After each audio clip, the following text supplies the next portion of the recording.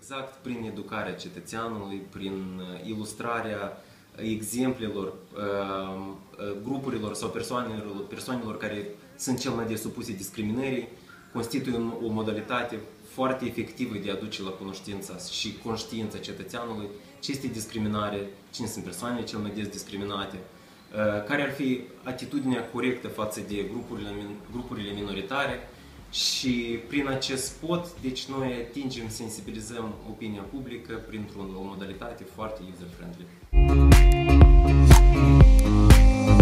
Are you with me?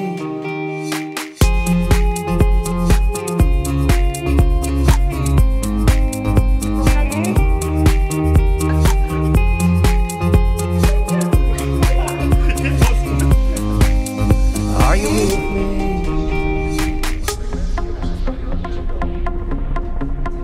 Magistrală. Listen to the mariachi play at midnight. Are you with me? Are you with me?